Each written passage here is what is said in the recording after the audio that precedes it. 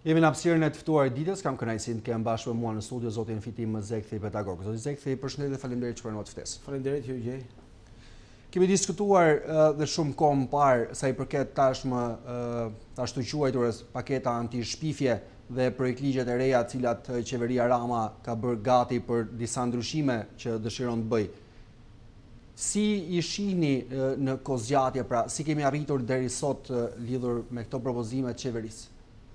Me thënë të drejtën, kjo është një përpjekje e vjetër e kryeministit Rama. Ka mbi 2 vite që ai ka folur për nevojën apo për domosdoshmërinë që në Shqipëri të kemi një paketë ligjore kundër shpifjeve në mënyrë që të rregullohet, si më thënë, kjo çështja e abuzimeve apo spekulimeve të mëdha në median shqiptare. E thënë kështu duket sikur është një përpjekje e mirë, në thelb është një përpjekje diabolike, shumë e keqe, përpjekje e vjetër e komunitetit shqiptar për të kontrolluar median deri në pikat më të larta të saj, tek ato pikat që ai nuk ndryhyn dot deri tani, siç janë rrjetet sociale, portalet apo ato pak televizionet të vogla që kanë mbetur pa u kontrolluar nga kryeministri. Është me të vërtetë shumë shqetësuese që kryeministri angazhohet në mënyrë të drejtë për drejtë, bën fushat për gati 2 vitesh, fyen median, denigron gazetarët, poshtron opinionistët, sulmon po themi lajmsin, edhe thotë se do të bëjë një paketë anti-shpifje në mënyrë që të disiplinohet etika, kultura, ku diun komunikimit, mos kemi shpifje, mos kemi thyrje në media. Ajo që do të them unë është që në thelb liria e medias, e cila është padyshim një nga liritë themelore në një demokraci, një nga liritë më themelore, nuk ka demokraci në fakt pa liritë medias. Mos shumti në kupton rregullime të asaj natyre që të kufizojnë tek media dhe jo rregullime që të kufizojnë median. Pra ne kemi nevojë për një paketë ligjore apo për një paketë anti-shpifje në mënyrë që të mbrojmë median dhe qytetarët nga kryeministri dhe jo për një paketë që të mbrojmë kryeministrin dhe qeverinë nga shpifjet. Edhe nëse ka shpifje, unë nuk e di ka apo s'ka shpifje, po edhe nëse ka shpifje. Pra në të lloj komunikimi masiv, gigant që është sot kudo. Duke qenë se shumë njerëz hyjnë në rrjetet online dhe mund të publikojnë gjëra të tyre. Ne do duhet kujdesemi shumë që liria e fjalës të mos të përkohët, të mos bjerret, të mos kufizohet, të mos zhbëhet për shkak se në cepa caktuar të botës online ka shpifje. Duhet gjetë patjetër mekanizme që këto të rregullohen. Sigurisht që bota online ka probleme, sigurisht në botën online ka gjuhë të urrëties, bile më shumë problematike sa shpifja. Është gjuha e urrëties, është ajo gjuhë që nxit dhunën, ajo gjuhë që nxit ku diun përplasjet midis grupeve caktuara sociale apo grupe të ndryshme etnike apo fetare. Por shqetësimi më madhor në Shqipëri sot sa i takon lirisë medias është fakti që qeveria kontrollon, ndërhyn dhe është një prodhuese vetë e lajmeve, e eventeve propagandistike vazhdimisht në dëm të lirisë medias. Unë po them një gjë të vogël fare. Vendi që ka rregulluar më mirë në botë lirinë e medias, edhe vendi që ka thënë se të shet lirinë e medias, edhe një vendet me standarde demokratike më të zhvilluara në botë është SBA-ja. Në SBA ka një amendament kushtetues ku thuhet Kongresi nuk mund të bëjë ligje që kufizojnë lirinë e shtypit. Kaq.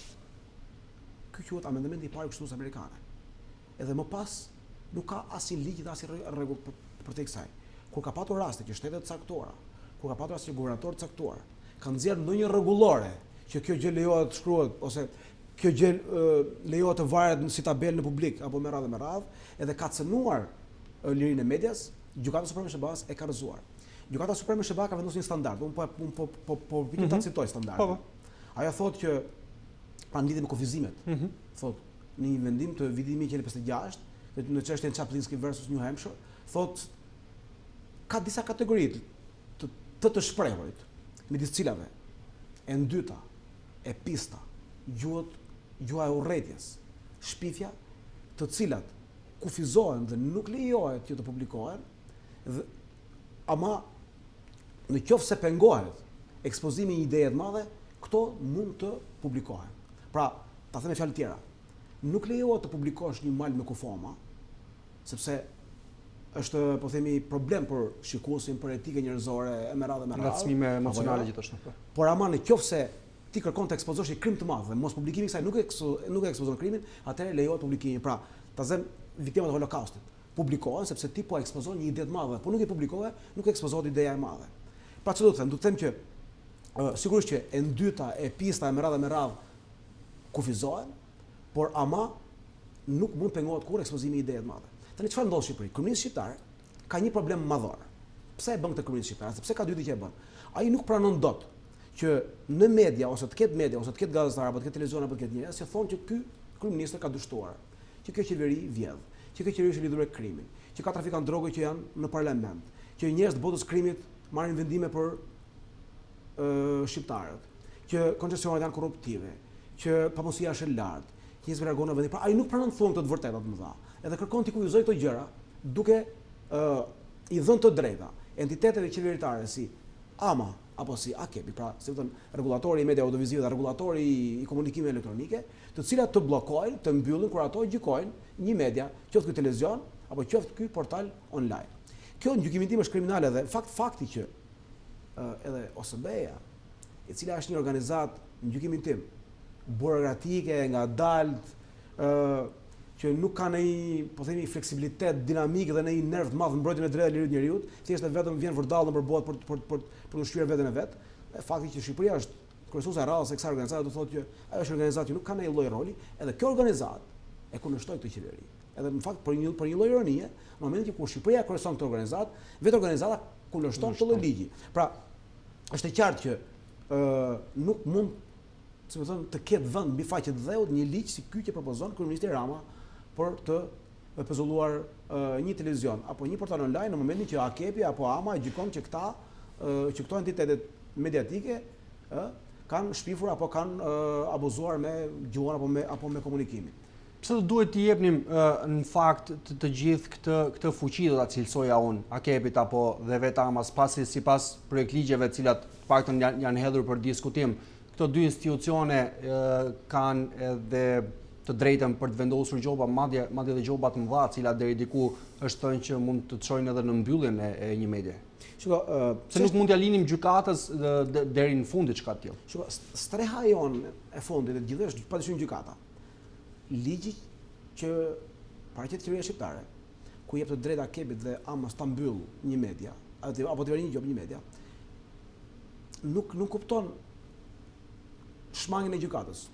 Ti pasi e mbyll si televizion apo pasi ke ngrinë gjobën 100 milionë lekë, pasi ke paguar gjobë, pasi ke falimentuar, mund të shkosh në gjykatë. Pra ligji e njeh teorikisht se nuk mund të arrim deri këtu, deri në këtë flas pra. Deri në këtë lloj absurditeti. Çështja është që a është e drejtë dhe është në përputhje me standardet themelore të demokracisë, me standardet themelore të drejtave të njeriut dhe drejtave të komunikimit apo drejtave të informimit të qytetarëve. Ky lloj ligji që i jep këto të drejta AMA-s dhe AKEP-it për të gjobitur apo për të mbyllur media, në gjykimin tim, edhe se nuk do të hyj shumë në teori të leximit ligjit apo në teori të konstitucionalizmit, po konteksti shqiptar është i tillë ku ne kemi një qeveri kaq brutale, kaq arrogante, e cila ka të gjitha pushtetet për hir të vërtetës, por kontrollon në mënyrë do të themi gati vulgare parlamentin, kontrollon në gati mënyrë vulgare institucionet e tjera, policia, shërbimi informativ, ekonomia, klientelizmi, me gjykatat, prokuroria, reformat e sipër. Ne kuptojmë që këtu ka një qendrëzim të madh pushtetit në një dorë njeriu tek zoti Rama, edhe tani do të jepet e drejta entiteteve të tjera, qeveritare, le të thëjmë, parasi që këto zgjidhen nga parlamenti. Ne kuptojmë pra që përdesë ky parlament i sotëm është gjithë nën fundrën e zotit Rama. Pra Rama e shkel me këmbë te parlament, edhe ky parlament i ka zgjidhur këto institucione. Kuptohet që nuk po e merr të drejtën AMA dhe AKEP për të mbyllur një media, po e merr të drejtën kryeministri për ta mbyllur një media, apo jo. Edhe kjo gjë duhet të thënë plotësisht. Tani ne përballemi me këto dy gjëra. Të kemi këtë lloj situate me mediash për hir të vërtetës kaotike në Shqipëri. Për hir të vërtetës kontrolluara plotësisht nga qeveria në një masë të madhe. Pra, përderisa kryeministri vazhdimisht prodhon evente, i transporton vet, shkudo natë ditë në lajme, çfarë do lloj gjëje që të bëj kryeministri dhe live gjithandej, apo për 100.000 arsye. Pra ne jemi përballë kësaj situate, edhe situatës ku ka edhe patjetër gjuhë rretje, ku diun ka edhe fjalë të tepra, mund të ketë shpifje, mund të ketë publikime të papërgjeshme në media. Pra, do mbajmë këtë situatë kështu kaotike, po kur thuhet e vërteta, apo do vendosim një diktator ku të thuhet vetëm ajo që thot kryeministri, vetëm ajo që do kryeministri, dhe asgjë tjetër që konsiderohet shpifje ndaj kryeministrit. Unë mendoj që çmimi është shumë i lartë. Ne nuk mund ta pranojmë dot këtë gjë. Më mirë, fatkeqësia është, por më mirë kjo lloj media kaotike, në këtë gjendje që kemi, ku ka një lloj lirie, pra ku njerëz caktuar, media caktuar mund ta thonë vërtetën ende, sesa në fundrën, po themi, të një qeverie kaq despotike sa kjo e komunizmit shqiptar, një qeveri e cila duhet thënë nuk lë fjalë pa përdorur për të thyer, për të poshtruar median. Unë do ndalem pak te kjo gjë se kjo është shumë e rëndësishme. Nëse më lejon. Po. Regjimet diktatoriale zakonisht i dhunojnë gazetarët, i dhunojnë mediat me dhunë, edhe i vrasin. Regjimet autokratike apo hibridodemokraci nuk i vrasin gazetarët. Por si më thon, o i kontrollojnë nëpërmjet blerjeve ose i bëjnë ata qesharak, i fyjin, i poshtrojnë, i bëjnë irrelevant në sytë e publikut. Edhe kryeministri shqiptar ka zgjedhur të gjë, ai nuk i vret dot gazetarët sot në Shqipëri. Pa duhet ta pranojmë të gjë që kryeministri Rama, në gjykimin tim paktën, e ka shumë vështirë vrasin gazetarët sot në Shqipëri. Por ama kryeministri Rama bën këtë gjë. Thotë që këta janë qenefi, këta janë kazani. Sot bile më bëri shumë përshtypje, domethënë kjo është e tmerrshme, nuk e di domethënë si mundet në Shqipëri të pranohet të ndodhin këto gjëra. Kryeministri ishte në Durrës, në Shijak, më fal, duke kaluar me njerëzit, politin i qenë dhe i tha dikujt, i thuaj atij analistit të hersh të pushojë. Pra qeni që është analisti. Pra shikoni çfarë bën ky kryeminist. Pra, kjo në fakt është identike e barazlefshme me vrasjen, me atentatet që bën regjimi në Salvador, në Nicaragua, në Afganistan, apo në vende të tjera, apo në Arabi Saudite, siç vran gazetari në konsullatën në Istanbul. Pra, kjo është vrasje në fakt, sepse pse një diktaturë vret një gazetar? Nuk ka një natë personale apo jo. Thjesht do të mbyll gojën apo jo. Pa thjesht do të bëj të pavlefshme të vërtetën që ai thotë. Kryeministri Rama çfarë bën për ta bërë të pavlefshme të vërtetën që thon gazetarët? I thotë janë qener, janë qenef, janë kazan, edhe nxit ushqen një lloj limçimi të turmës kundër këtyre njerëzve. Edhe turma broret, pra dhe sot turma kur ky tha i thuaj atij analistit të pushoj, pra qenit të pushonte, çfarë bëri turma? U ngazllye, apo ato 5 vjet që ishin pas kryeministit. Dhe kjo është gjë shumë e tmerrshme. Pse e them këtë gjë?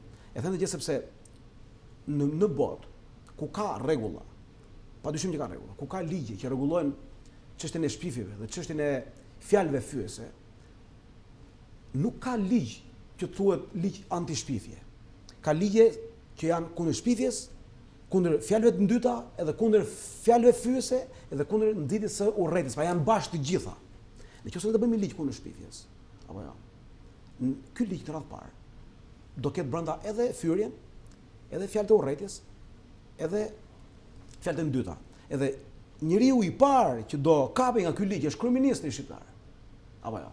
Sepse ky u thot njerëzve qen, sepse ky u thot mediave qenef.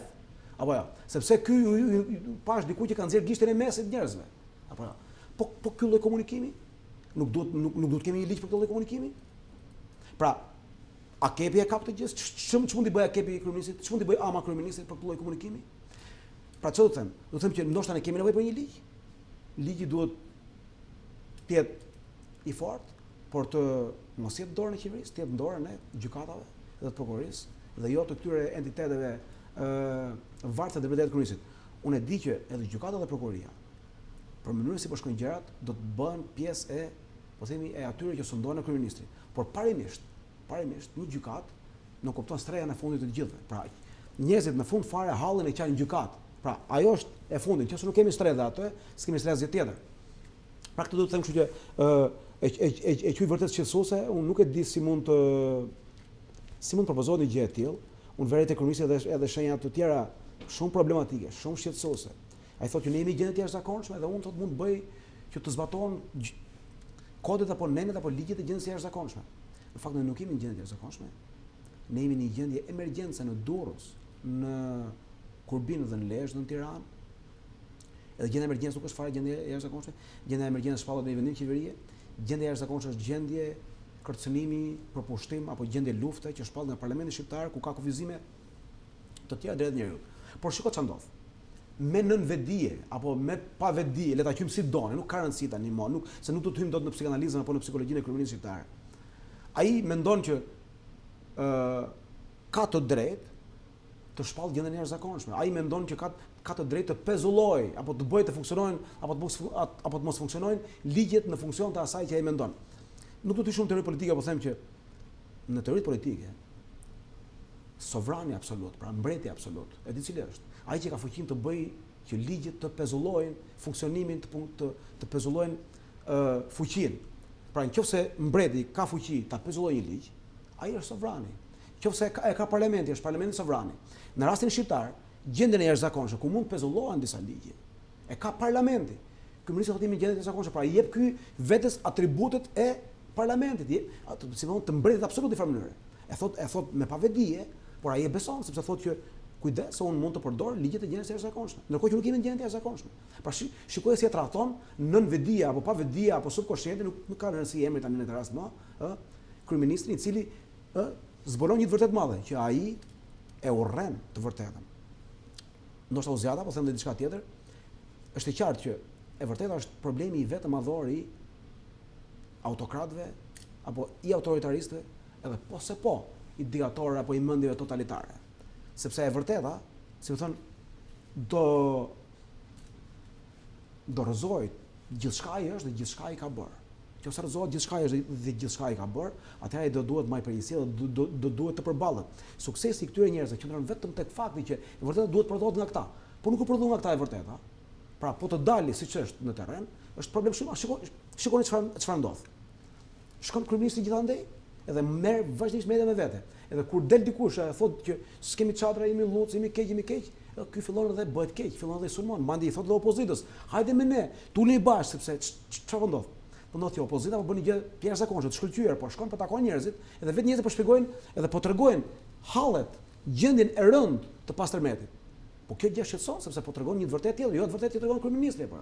Kryeministri kur del atje, dalin 10 veta, e përqafojnë, i pothin dorën, del qeni ku i thotë pushoti analist, edhe duket sikur ky është i kryeministër i mrekullueshëm, që i dhimbsen njerëzit, që i kanë zemra për njerëzit, që po bën gjithçka për njerëzit, dhe që në fakt hallë njerëzit po qahen aty kryeministër. Nuk është vërtet, nuk është kështu. E vërteta është tjetër, e vërteta është që kemi një Shqipëri të varfër, të mjerët, korruptuar, pa asnjë lek në arkën e buxhetit nga ky kryeministër, edhe një kryeminist i cili duke ditë gjendën shumë e rëndë, nuk ka çfarë të bëj fare njerëz për shkak të gjendjes së rëndë që ky ka krijuar. Ky atëherë del vjen nga gjithë ditën nëpër televizione, në mënyrë të mos merret vesh e vërteta. Edhe në këto kushte bëhet pa diskutim e domosdoshme për një kryeminist si ky që të mos lejohet askush të thojë të vërtetën. Pra edhe paketa anti-shpifje brenda këtij konteksti është.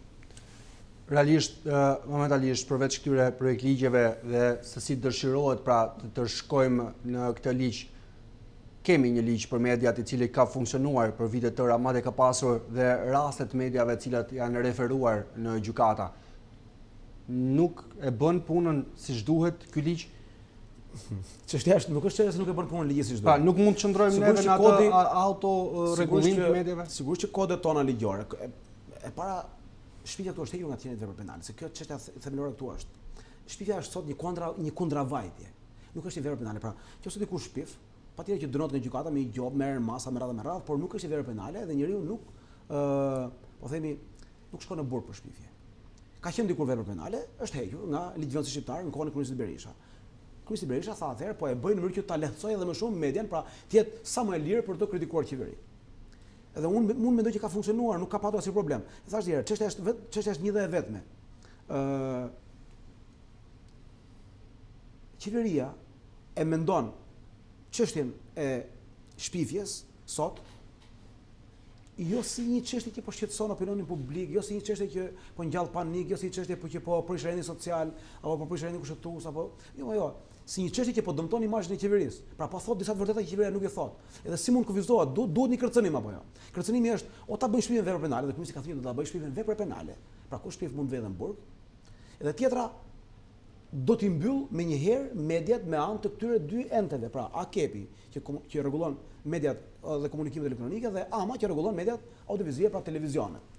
Pra çështja nuk është sepse gjendja është keqe dhe duhet rregulluar gjendja, edhe ligjet nuk mjaftojnë. Çështja është që kryeministri është keq dhe duhet rregulluar gjendja e kryeministrit. Pra nuk ka bëhet një ligj për të rregulluar gjendjen, por për të rregulluar imazhin e qeverisë ose për të bërë të mundur moslejimin e dëmtimit të imazhit të qeverisë. Kjo është çështja. Dakor. Zoti Zekthi, e gjitha kjo, në rast se do të shkonim në mbyllje në një portali, një televizioni, një gazete, qoftë media shkruar apo dhe televizive, nuk do të shkonim mbase pikërisht në frikën e këtyre mediave për të pasur një dënim të tillë dhe mbase do të rrezikonte këtu dhe kushdo qoftë në pozicionin e kryeministrit dhe atë të censur nga ana e mediave, të mos ndiqet, të mos publikohej më, dhe të merrem me diçka tjetër përveç se jo me kryeministrin apo me lajme të tilla. Do të çonte kjo një pezullim të gjithë aktivitetit, pezullim thonë se themi të aktivitetit të një pushtetari apo të një kryeministri. Po të shohësh televizionet gjermane, kancelare Merkel del në televizion 2 herë 2 herë gjatë 3 muajve, edhe del se 2 minuta. Po të shohë televizionat franceze, presidenti Macron del në televizion pak më shpesh padyshim, por mund të ketë javë tëra që s'del në televizion. Nuk po them ministrat, se ministrat e kabinetit Merkel nuk dalin në televizion herë. Apo ministrat e kabinetit Macronit. E di ku ndodh si në Shqipëri? Ndodh në vendet më po themi më të raskapitura të botës nga pamja e institucioneve të demokracisë. Sot që flasim në Liban ka disa protesta, ka rreth 1 muaj, ca 2 muaj që bëhen protesta. Edhe populli ka dalë në protesta masivisht dhe thotë që kjo klasë politike e Libanit duhet shporret të gjitha sepse është klienteliste, ka 30 vite atje, ka bile më shumë 40 vite që nga koha e luftës civile në vitet 1980. I klasë politike që e ka vjedh vendin, ka krijuar monopole, koncesione, krime dhe mediat janë të gjitha në shërbim të gjithë vetë politikanëve. Thoshte një gazetar i Al Jazeeras tek Amanpour në CNN para pak ditësh që çdo qytetar në Liban i njeh nga zëri politikanët e vet. Pra mund të jetë në dhomën tjetër, e dëgjon televizion thonë është filani. Pra aq shumë rritet televizion politikanët e Libanit, të gjithë njerëzit, deputet, ministrë, zëvendës ministra natë ditë, saqë gjithë populli në Liban i njeh të gjithë nga zëri, filani. Pra edhe Shqipëria kështu është bërë. Këtu nuk ngel njëri i parlamentit dhe i qeverisë, lloj-lloj deputeti, lloj-lloj, më falni për shprehjen, debili, ignoranti, edhe lloj-lloj zëvendës ministri, kryeministri natë ditë. Ora si mund të rri kryeministri, mos s'ka, është turp e faqja e zezë. Turp e faqja e zezë, natë ditë në televizion. Edhe ju po më thoni mua që nëse do ndodhi kjo gjë mund të kemi një lloj zbeje, ku diun, inshallah vjen ajo ditë burrë. Inshallah kur të vijë ajo ditë kemi sa më pak politikan televizione. Është turp e faqja e zezë. Ora nuk është lajmi i Shqipërisë çfarë bën kryeministri. Lajmi i Shqipërisë është si jetojnë njerëzit. Nuk është lajmi i Shqipërisë çfarë bën zëvendës kryeministri. Si jetojnë njerëzit. Nuk është lajmi i Shqipërisë si shkon një ministër edhe inspekton në çfarë gjendesh pallati. Apo inspekton ku diun u vu koponit atimor, apo këto janë turpe. Duhet marrë fund kjo lloj shëmtie e plotë. Thash vetëm në Liban, unë vetëm në Liban di, po me siguri që duhet të ketë në Namibi, në ku diun, në Nigeri, në Uganda mund të ketë kështu, por si ort dali kryeministri i Greqisë në televizion natë ditë, më thonë është turp. Ose lloj ministri, lloj zëvendës ministri. Natë ditë dalin Durrës vetëm televizion, ministra, zëvendës ministra, deputet, deputet, çfarë janë këta, më ç'don aty. Zekthi, një pyetje të fundit. Kemi parë kanë qenë të shumta reagimet qoftë brenda kufive të Shqipërisë, që ka qenë dhe Këshilli Shqiptar i Medias, po ashtu kemi pasur SBN që u e preket pak më parë, por dhe të tjerë organizma jashtë kufive të Shqipërisë, cilat kanë bërë thirrje qeverisë shqiptare që të reagojë pra dhe të kthejë ose të rishikojë këto projekt ligje të cilat deri diku do të cënonin dhe lirinë e shprehjes. Në rast se kjo dëshirë e kryeministra për kësaj qeverie do të shkojë deri në fund dhe do të miratohen këto projekt ligje, a do të ishte, a shihni me vend po, por a shihni të aftë personat brenda Shqipërisë që drejtohen gjykatave ndërkombëtare për ta zhbërë këtë gjë? Kjo nuk zgjidhet me gjykatën ndërkombëtare. Nëse kryeministri do shkojë në mënyrë të njëanshme, në mënyrë të dhunshme, drejt miratimit të ligjit në parlament, mund të miratojmë, padyshim, shiko, këtu po ndodhin shumë gjëra.